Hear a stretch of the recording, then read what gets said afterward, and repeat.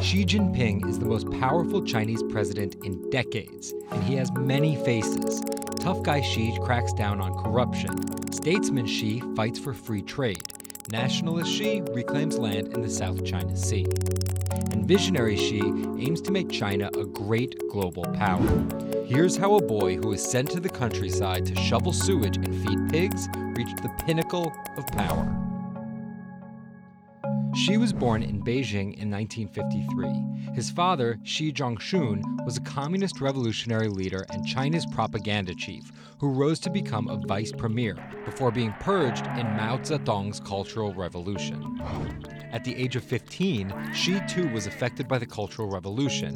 He was sent to a rural village in northwestern China where he lived in a cave house dug into a hillside. He was feeding pigs, he was cleaning, kind of toilets. He was doing farming. In his spare time, he would read books. That's Bloomberg senior government reporter Ting Shi. I covered China's politics and foreign relations. While living in the countryside, he became a voracious reader, picking up everything from Victor Hugo to Ernest Hemingway. He took one of his all-time favorite books with him. That is Karl Marx's magnum opus, Das Kapital. He read it 3 times over 7 years. In 1975, Xi was allowed to return to Beijing, where he studied chemical engineering, but his work as a Communist Party member prevailed. Xi rose through the party ranks in the rapidly industrialized coastal provinces of Fujian and Zhejiang. His big break came in 2007 with his promotion to top leader of Shanghai. The job aided Xi's ascension to the party's all-powerful standing committee, setting him up to succeed Hu Jintao as party leader, commander-in-chief, and president. By 2013, the transformation was complete. Xi was China's paramount leader. There was nothing obvious in the early part of his career to suggest he would become one of China's most powerful leaders ever.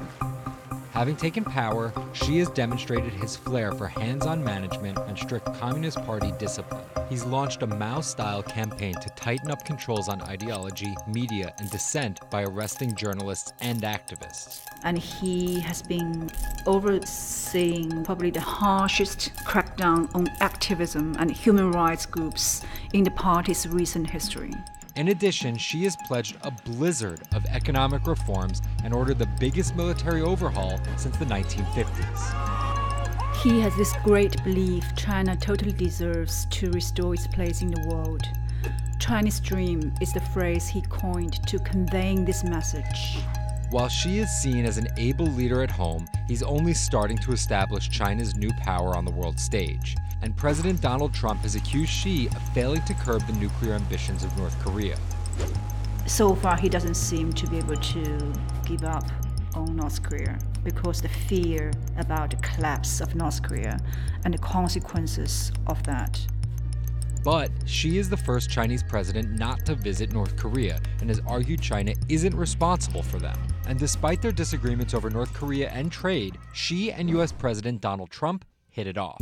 When he was in Mar-a-Lago on his first visit to the U.S., he seems to be totally in his element. He was telling Trump about the history of the Korean Peninsula, and Trump was rolling out his grandchildren to sing a Chinese song for Xi Jinping. Just how long their warm rapport will last remains to be seen. Back home, Xi will complete his consolidation of power with the Party Congress in Beijing in October 2017, when roughly half of China's top officials will be replaced. The questions now are, will he use that power to force through reforms needed to revamp the economy, and will China emerge to rival the US as the world's #1 superpower?